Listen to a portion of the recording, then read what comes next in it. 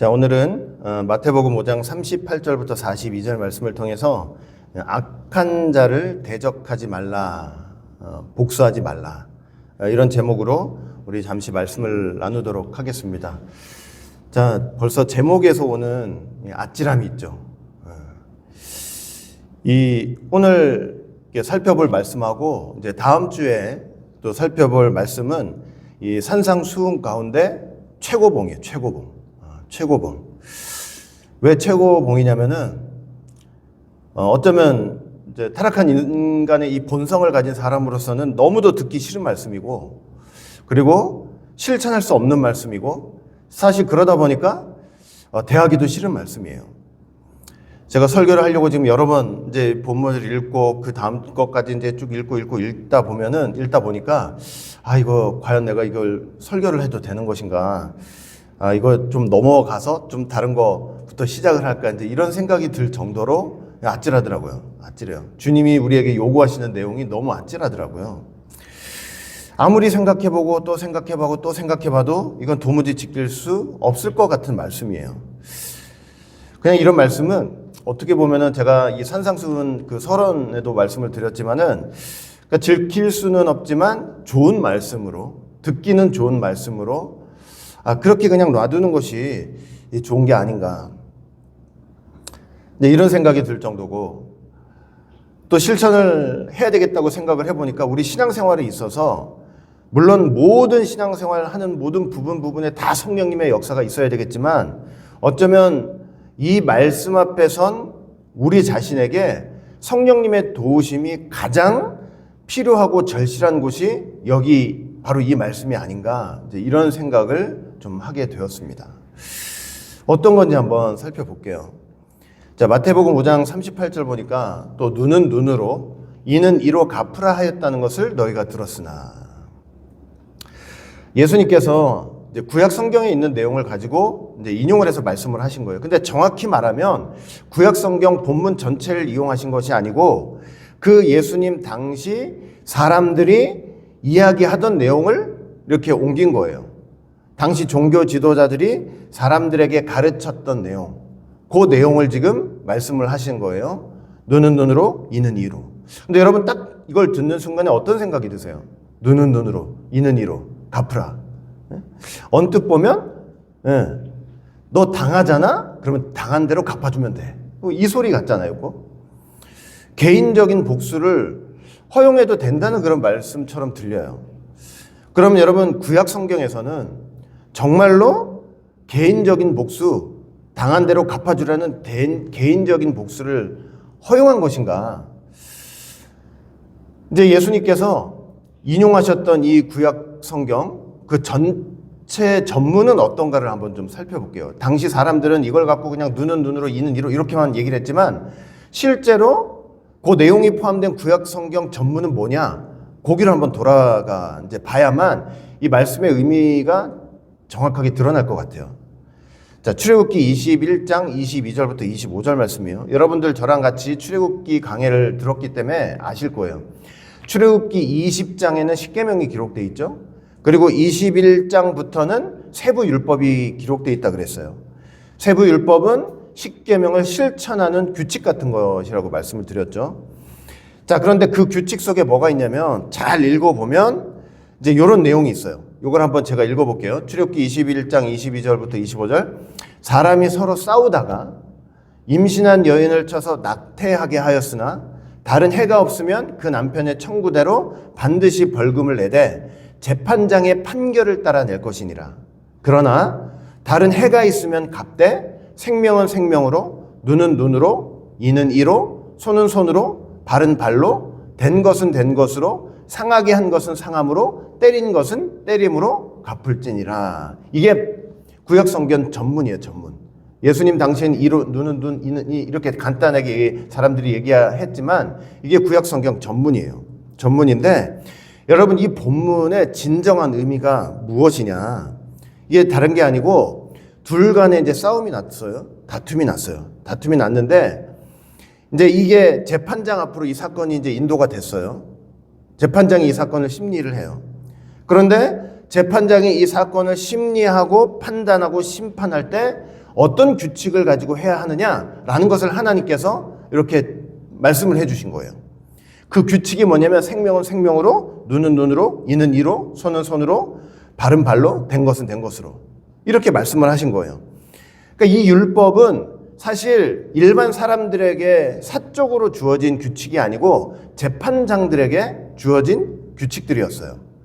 재판장이 심리를 하면서 이제 이런 원칙을 갖고 너희들이 판결을 해야 된다 이렇게 말씀을 하시는 거죠.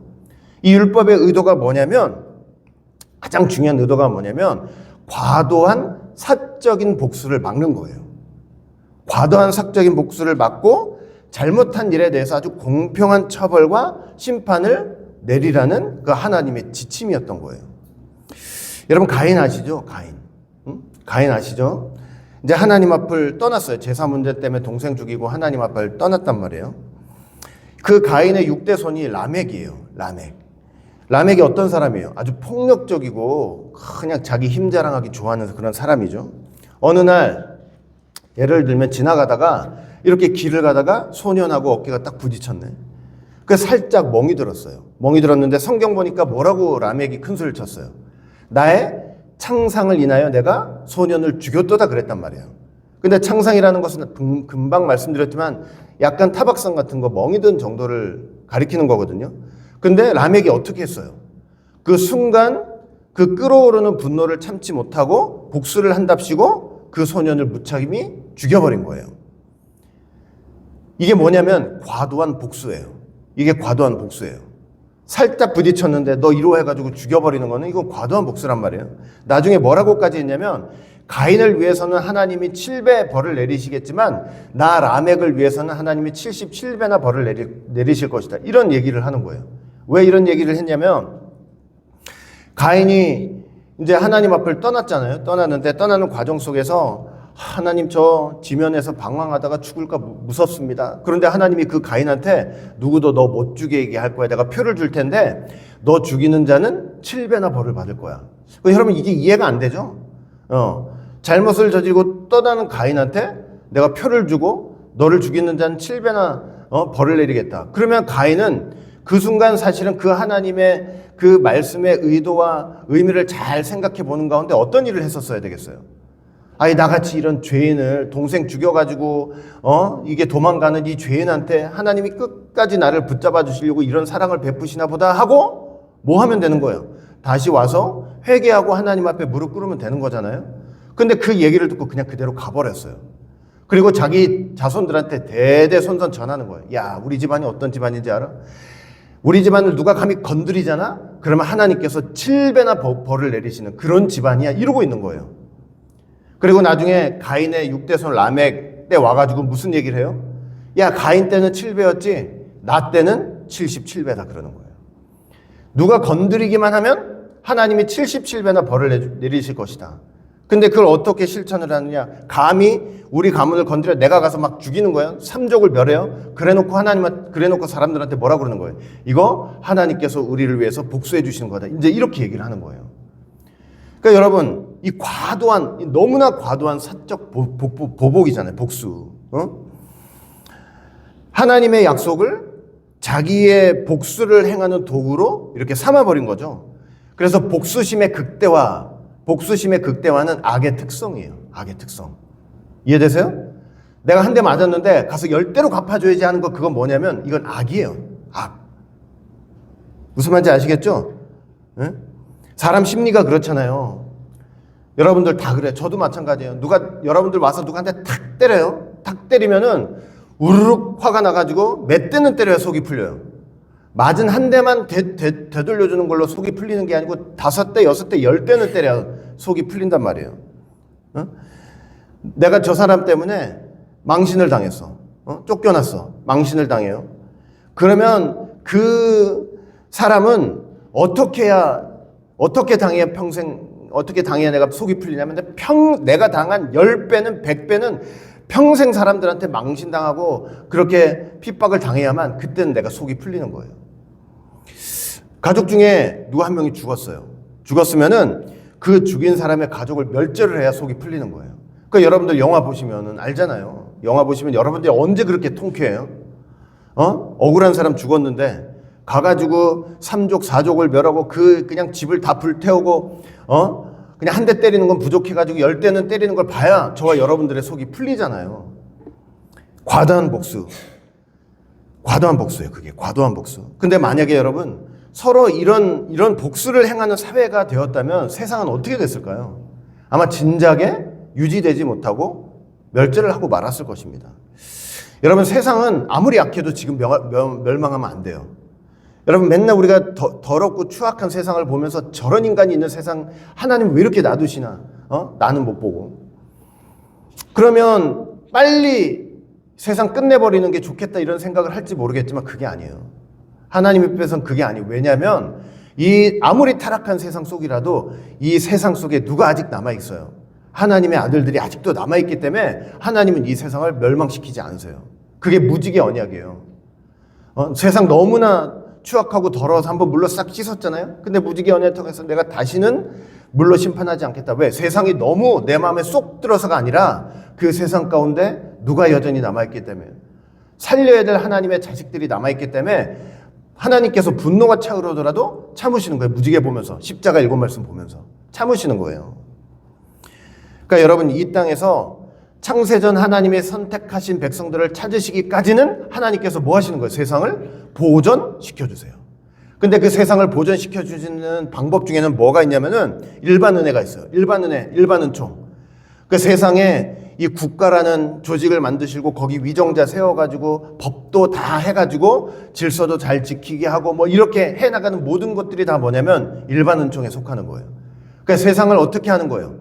유지시키는 거예요. 막 무법천지가 되지 않도록 유지시키는 하나님의 은총이 바로 이 일반 은총인 거예요.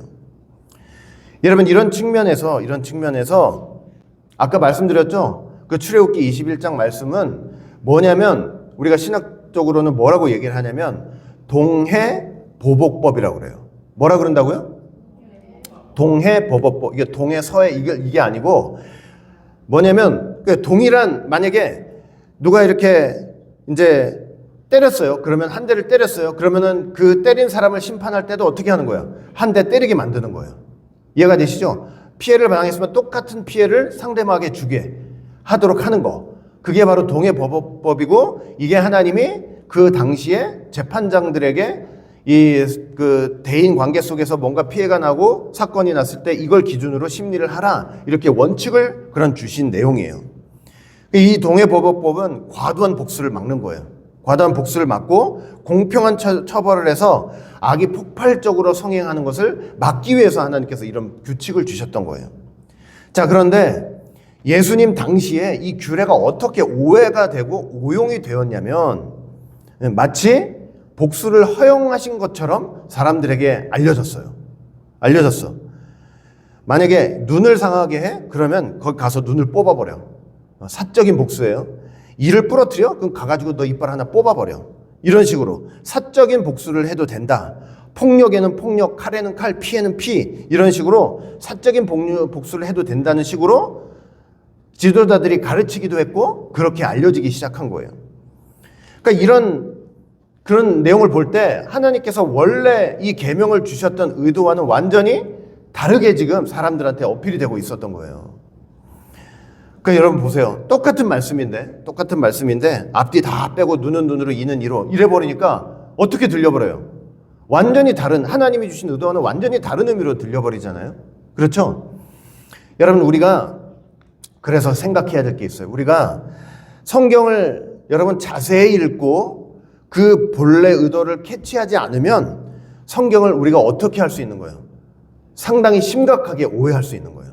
오해할 수 있어요. 여러분 눈은 눈으로 이는 이로 해가지고 밖에 있는 사람들도 야 하나님 믿는다는 기독교인들이 저런 성경에 저런 내용이 있어 이러면서 무자비하게 복수해도 된다는 식으로 그렇게 해석을 하면서 우리를 오해하는 사람들이 있단 말이에요. 그러니까 여러분 이 본래 의도를 깨닫지 못하면 성경은 많은 사람들한테 오해가 될 수 있어요. 그걸 조금 더 확장해서 생각해 보면 여러분 성경에서 구속사를 없애버리잖아요. 성경에서 구속사를 싹 없애버리면은 그리고 그 구속사를 없애버린 상태에서 성경을 읽으면 하나님이 본래 쓴 의도와 다르게 해석이 되고 오용이 되고 오해가 될 수 있다는 것을 우리가 알아야 된다는 사실이죠. 이해가 되세요? 우리를 비난하는 사람들도, 하나님이 원치 않는 악을 행하는 사람들도 다 성경을 갖고 얘기한다니까요. 하나님이 이렇게, 예수님이 이렇게 말씀하셨다 이러면서 악을 자행하면서도 성경을 인용해서 말해요. 그 왜 그러겠어요? 왜 그렇게 오해가 되겠어요? 성경을 읽는데 구속사를 빼놓고 읽으니까 그렇게 되는 거예요. 그러니까 성경은 정말 하나님이 쓰신 본래 의도를 가지고 읽지 않으면 크게 잘못될 수 있다 하는 것을 우리가 분명히 생각해야 되는 거예요. 생각해야 돼요. 더군다나 문제가 뭐냐? 더 큰 문제가 있어요.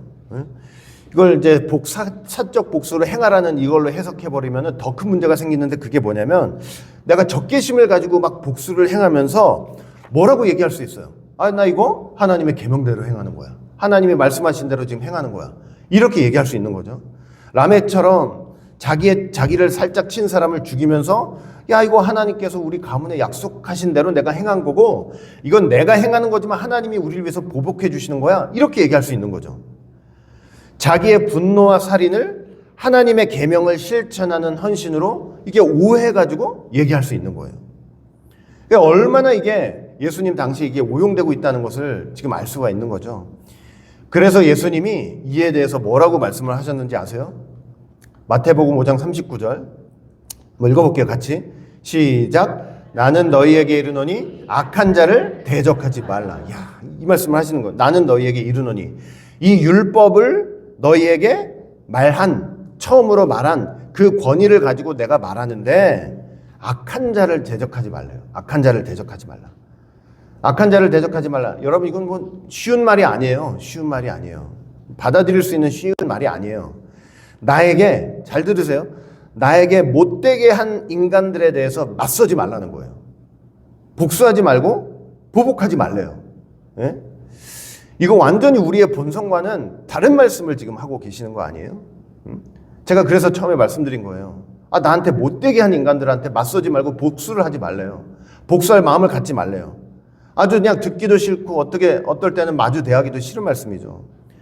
아까도 말씀드렸잖아요. 나 한 대 때린 놈이 있으면 가가지고 한 10대는 때려야 속이 시원해지는데, 예?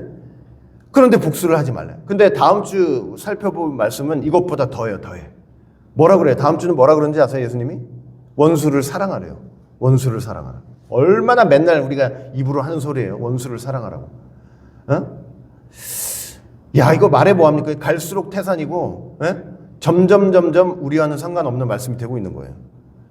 제가 딱 드는 생각이, 정말 이제 이런 생각했어요. 뭐 말씀을 잘 깨닫는 뭐 어떤 누구든, 뭐 저도 마찬가지고, 말씀 잘 깨닫는다, 뭐 깊은 말씀을 깨달았다, 천사도 모르는 말씀을 깨달았다, 천상의 말씀을 깨달았다. 교만할 거 하나도 없구나.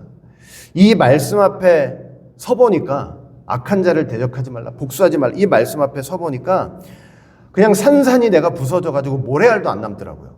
모래알도 안 남아.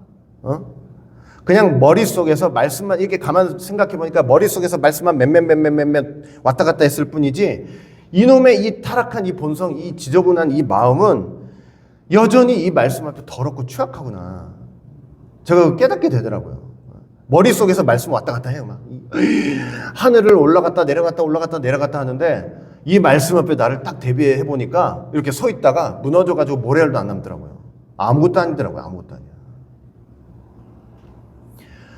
정말 이 말씀 앞에 내 자신이 부딪혀 보지 않고는 내가 내 자신을 모르겠더라고요.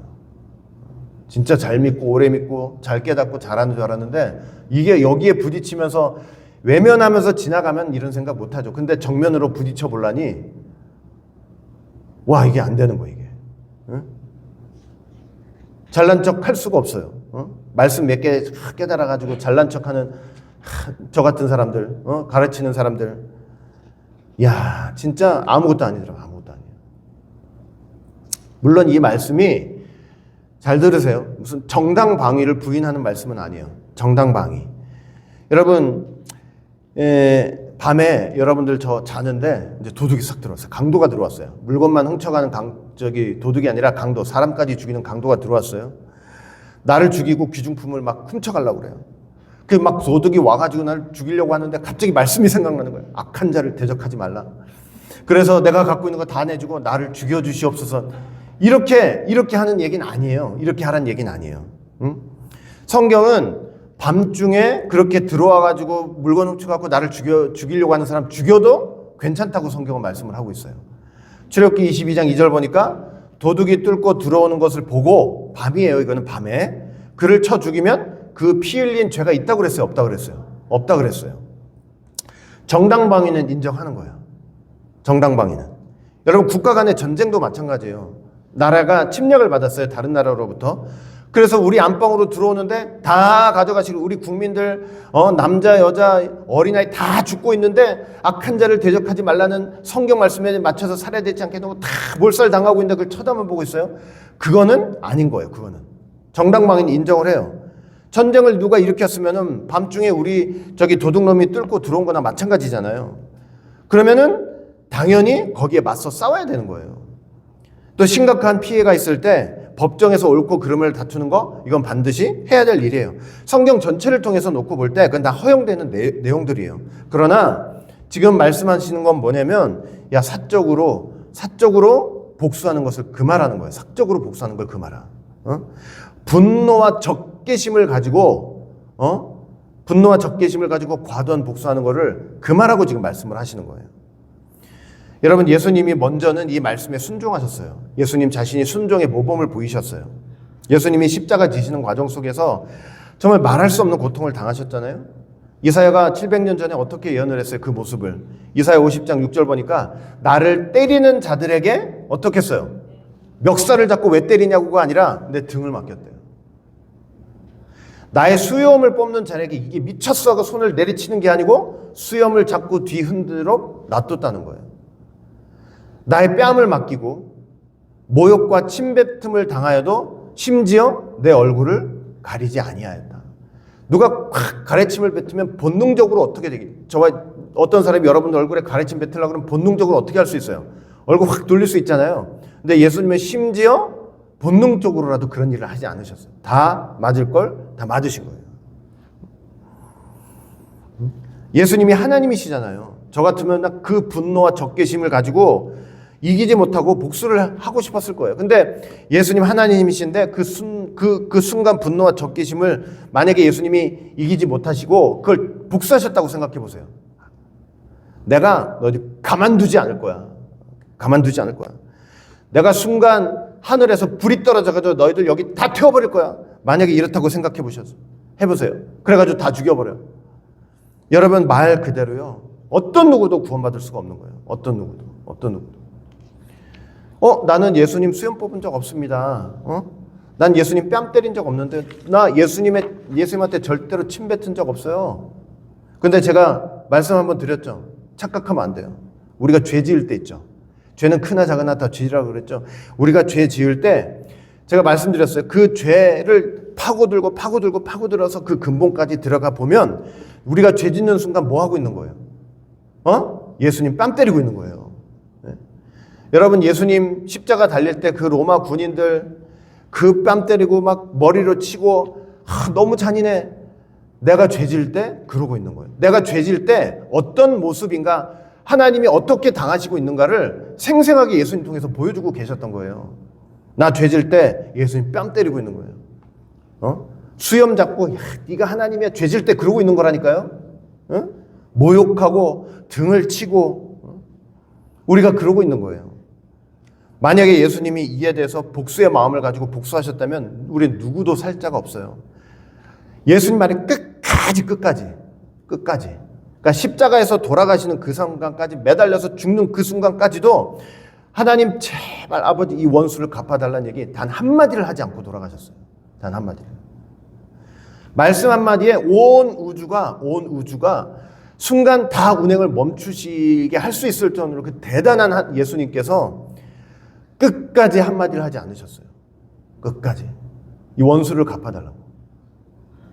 이사야 53장 7절 보니까 그가 곤욕을 당하여 괴로울 때에도 그의 입을 열지 아니하였으며, 입을 열지 하지 않았대요. 저 같으면 그냥 죽여주시옵소서 막 안 나오겠냐고요. 저는. 한 대 때린 걸로도 분을 못 참는 그런 건데, 내 마음에 상처만 줘도 죽이고 싶은데 그의 입을 열지 아니하였으며, 마치 도수장으로 끌려가는 어린 양과 털 깎는 자 앞에서 잠잠한 양같이 그의 입을 열지 아니하였도다. 예수님의 이런 모습 때문에 저와 여러분들이 이 안에서 구원을 받을 수 있는 길이 활짝 열린 것입니다. 활짝 열렸어요. 정말 한심하고 구원할 가치도 없는 우리 같은 인간들을, 우리 같은 나 같은 사람을 위해서, 나를 구원하시기 위해서 이런 모욕과 이런 아픔을 다 참으셨던 거예요. 그런데 예수님이 우리도 좀 그런 삶을 살면 좋겠다, 이렇게 요구를 하시네. 참 어려운 일이죠. 참 어려운 일이에요. 복수하지 말라고, 악한 자를 대적하지 말라고. 생각해 보세요. 우리가 억울한 일 당하고 답답한 일 당하고 막 모욕을 당하고 피해를 입었어요. 그러면 복수심이 불타오르잖아요. 그래서 생각해 보세요. 그 복수하겠다고 여러분 매일매일 무슨 생각을 하겠어요? 나 저 사람 일주일 후에 만나? 그러면 그 일주일 내내 무슨 생각을 하겠냐고요. 저 만나서 내가 저걸 어떻게 조져주지, 저거를? 맨날 생각할 거 아니에요. 매일매일 그를 미워하면서 맨날 악한 일을 생각하게 될 거 아니에요. 어떻게 하면 주지? 어떻게 망신을 주지? 어떻게 하면 내가 말로 저걸 쑤셔버리지? 어떻게 하면 지금 현대사에서 이게 가서 쥐어버갈 수는 없으니까 어떻게 하면 망신을 주지? 얼마나 생각을 일주일 내내 하겠냐고요. 하나님이 그걸 보기 싫으신 거예요. 하나님이 주신 시간들을 그렇게 막 악한 생각들로 꽉 차가지고 보내게 하시는 걸 싫어하시는 거예요. 그거 복수할 생각하느라고 계속 시간 낭비하는 거, 그것도 싫으세요. 그것도 싫으신 거예요. 그것도. 일주일 내내 그 생각하다 가니까. 한 달 후에 만난다 그러면 한 달 내내 그 생각할 거 아니냐고요, 사람이. 그 제가 한번 말씀드렸잖아요. 한 대 맞았는데 그거 계속 그거 생각하고 있으면 어떻게 된다고 그랬어요? 밤새 그거 생각하면 어떻게 된다고 그랬어요? 한 대 맞은 거 계속 생각하다면 그냥 10대 1000대를 맞은 것처럼 느껴지는 거예요. 계속 그 생각만 하다 보면은. 그러니 복수를 1000대를 하게 돼 있는 거예요. 그러니까.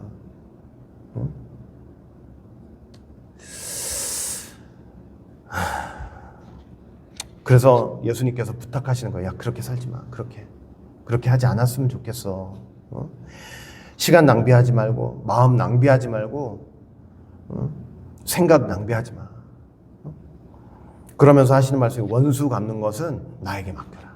나에게 맡겨라. 나에게 맡겨. 내가 꼭 갚아줄게. 이 약속을 하시는 거예요. 신명기 32장 35절 보니까 그들이 실족할 때 내가 보복하리라. 그들의 환난 날이 가까우니 그들에게 닥칠 그 일이 속히 오리로다. 제가 세 번역을 읽어드릴게요. 원수 갚는 것은 내가 하는 일이니 내가 갚는다. 내가 갚는다. 원수들이 넘어질 때가 반드시 곧 온다. 재난의 날이 가깝고 멸망의 때가 그들에게 곧 닥칠 것이다. 이 말씀을 하시는 거예요. 로마서 12장 19절도 뭐라 그랬어요? 내 사랑하는 자들아, 너희가 친히 원수를 갚지 말고 누구에게 맡기래요? 어떻게 맡기래요? 하나님의 진도하심에 맡기라.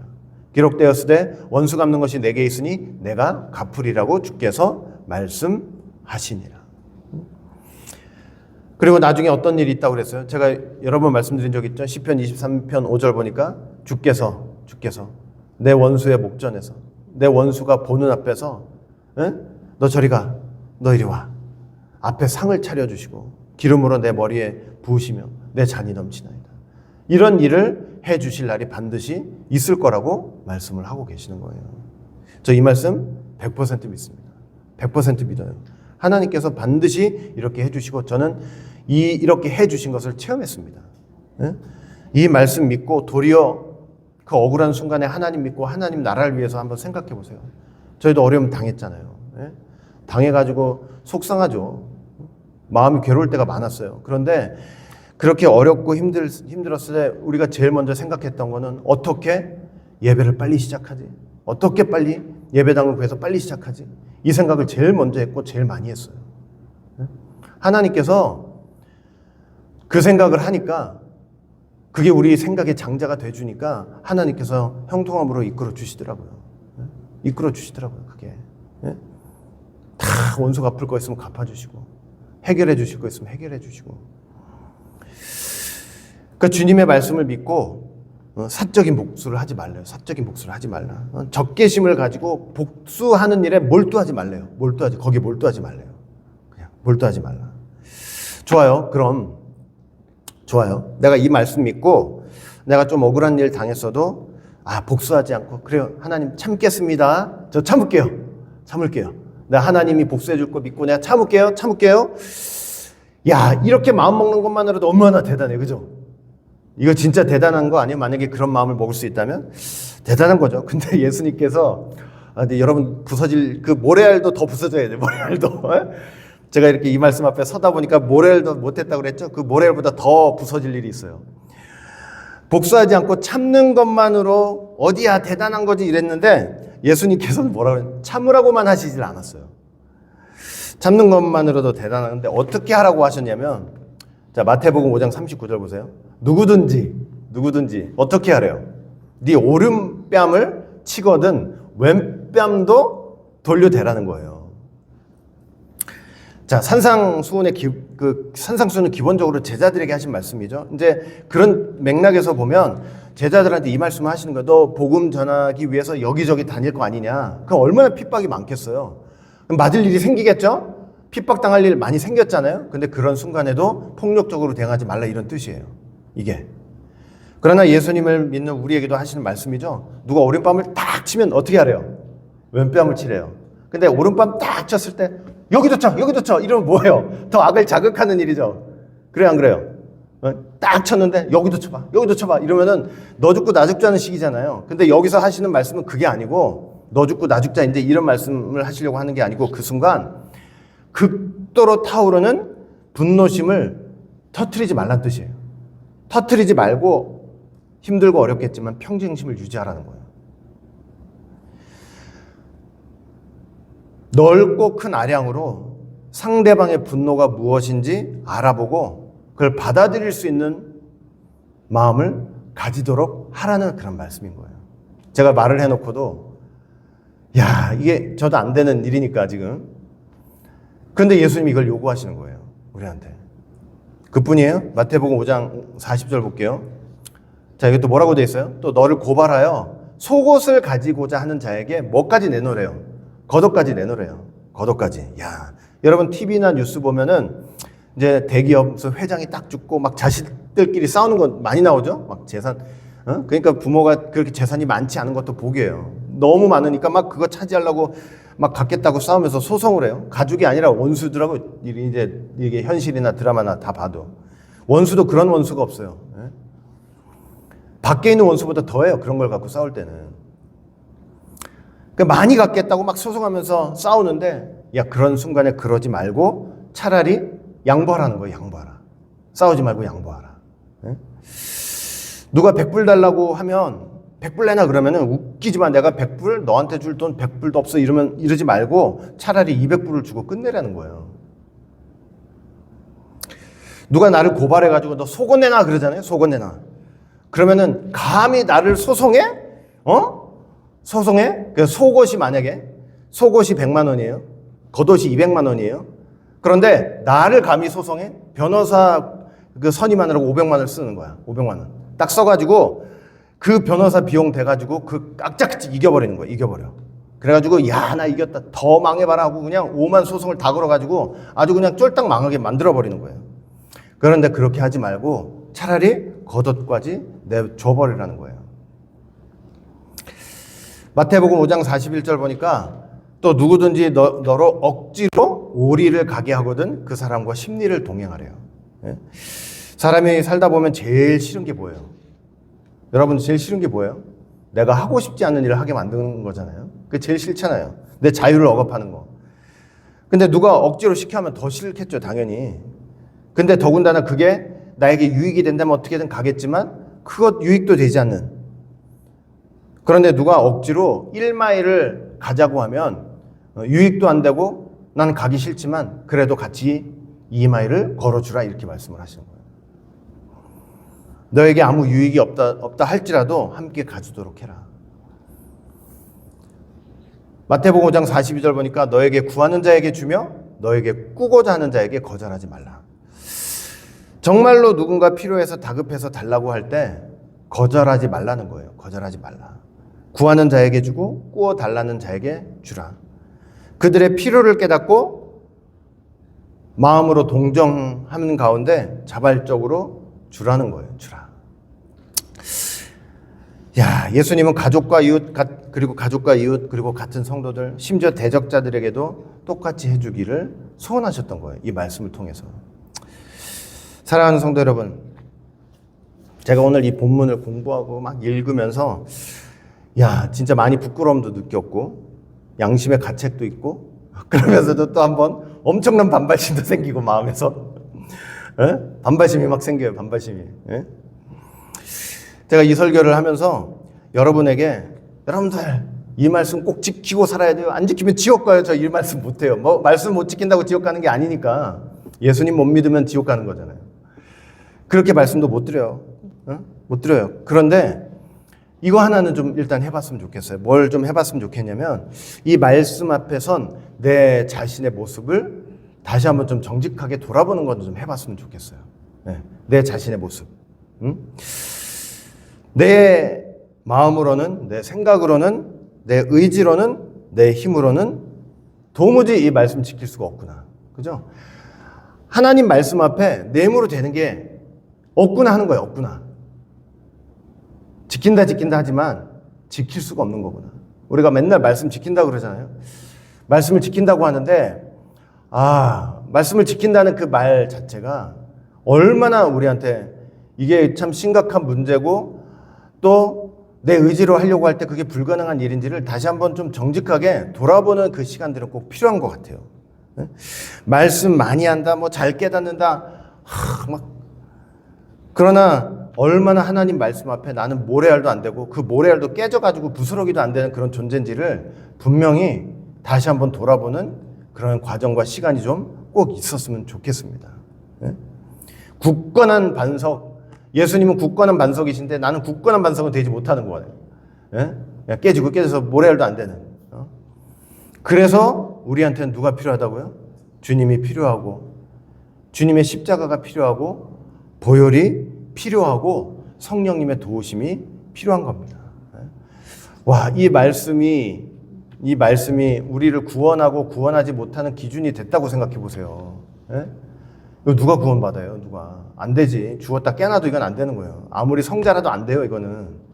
그러니까 우리 마음에 있는 이 어둠이라는 게, 그 타락한 본성이라는 게, 한 대 맞고 10대 때리고 싶은 그 어둠이라는 게, 이게 얼마나 내 스스로를 이길 수도 없고, 그리고 점잖은 척 앉아있고, 잘하는 척 앉아있고, 잘 믿는 척 앉아있지만 그 말씀 앞에 여전히 처절하게 죄인이고, 이놈의 타락한 본성, 이거 아무리 고치려고 노력해도 안 되는 이거를 여전히 내가 갖고 있다는 걸, 이걸 깨닫지 못하면 우리가 진짜 하나님 앞에 제대로 나갈 수가 없는 것 같아요. 잘 믿는 척, 거룩한 척. 백날 그래봤자. 그러니 그 부자 청년한테도 뭐라 그래요? 내가 어려서부터 잘 지켰습니다 그랬는데 도무지 그 남자가, 그 부자가 할 수 없는 일을 요구하시잖아요. 예수님 뭐라 그랬어요?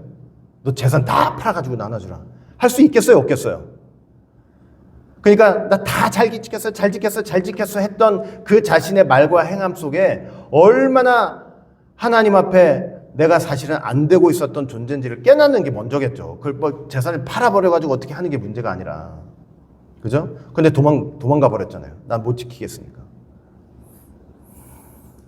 여러분, 성령님의 도우심, 그래서 주님의 보혈이 필요하고 성령님의 도우심을 가지고, 야, 이 말씀 앞에 주님, 성령님, 이 말씀 앞에 부서지고 깨져서 모래도 안 되는 먼지 같은 나를, 제발 나를 좀 붙들어 주소서.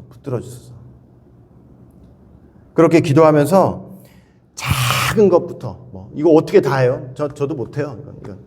작은 것부터, 뭐 멀리 볼 게 아니라 내가 사랑하는 부인과 남편을 향해서, 또 같은 성도 안에서 작은 것부터 이렇게 하나라도 조금이라도 이렇게 실천해 나갈 수 있는 그러면서 살아갈 수 있는 우리 모두가 되시기를 주의 이름으로 간절히 축원을 드리겠습니다.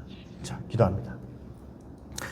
사랑과 은혜가 풍성하신 아버지 하나님, 우리가 하나님 말씀 앞에 잘났다, 깨닫는다, 대단하다 이렇게 말들은 하고 있지만 실제로 주님의 말씀 앞에 진정으로 내 이 본성이 서다 보니 얼마나 그 말씀 앞에 부족하고 연약한지, 부서지고 또 부서져서 모래알도 못 되는, 먼지 가도 안 되는 그런 존재인 것을 저희들 알게 되었습니다. 다시 한번 하나님의 절대적이신 도움이 필요하고 주님의 십자가가 필요하고 보혈이 아니면 우린 한순간도 주님 앞에 살아갈 수 없고 넘어질 수밖에 없다는 거 깨닫게 하여 주시니 진심으로 감사드립니다. 우리가 연약함을 알게 되었사오니 더욱더 주님의 십자가 붙들고 더욱더 그 나라 갈 때까지 잘난 척하고 교만하지 말고 정말 하나님 붙들고 기도하면서 살아갈 수 있는 모두가 될 수 있도록 주님 축복해 주시옵소서. 끝까지 함께해 주시고 도와주실 줄 믿고 감사드리며 사랑 많으신 예수님 이름으로 감사하며 간절히 기도드리옵나이다. 아멘.